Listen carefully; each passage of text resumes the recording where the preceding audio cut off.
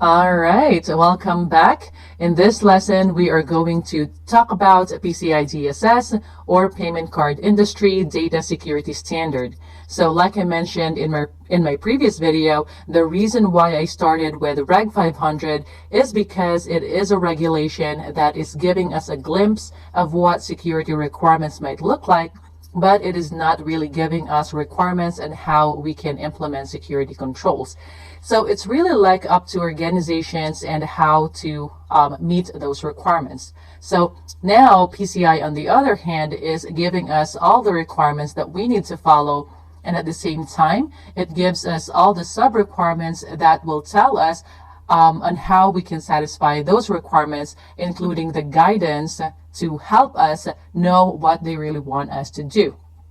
And we are going to look at the requirements for PCI, but we are not going to go deep and discuss each requirement just like what we did with Reg 500, only because there are tons of requirements, and also it is a very long document. So we are just going to do our best to discuss those at a high level, because it is a very good document to learn from if you want to just be more familiar with security controls that you can apply in your organization. And also, as a security GRC professional, you might want to learn more about security controls, and PCI is a good document for that.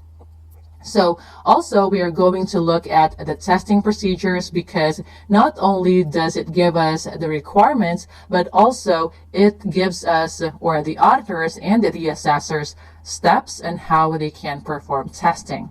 So by the way, just a brief introduction, PCI DSS was developed back in 2006 when major card brands like Discover, Visa, MasterCard, JCB, and American Express got together and formed this one specific standard that those that collect, process, or store credit card information must adhere to. And then recently, UnionPay joined as well. So prior to the development of PCI DSS, all those card brands had their own security standards that they follow within their own organization. And then they formed this PCI DSS that we are going to look at. But before that, we are going to pull up the document first, and I will show you where to find that. So if you will just Google PCI DSS, you will see this result right here. You can go to Document Library. You can scroll down and you can see featured documents. So to be honest, this is my first time seeing version 4.0.1. I know that it is only version 4.0, so I am knowing this also right now. But for the sake of this program, we are going to use version 4.0, and I really don't think that there are really like big changes. So if you want to pull up that document and download it, it will be right here.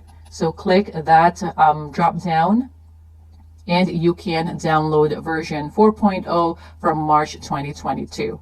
And it's very easy. Just follow the steps and download the PDF file and use the language that you're comfortable with. And for the sake of this program, of course, we are going to use English.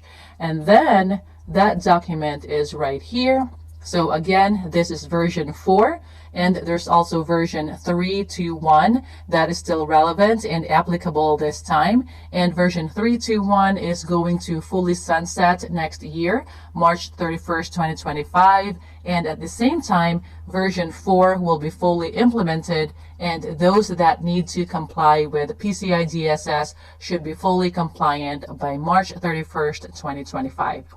So in the next video, we are going to look at the document, but that is all for now, and I will see you in the next lesson.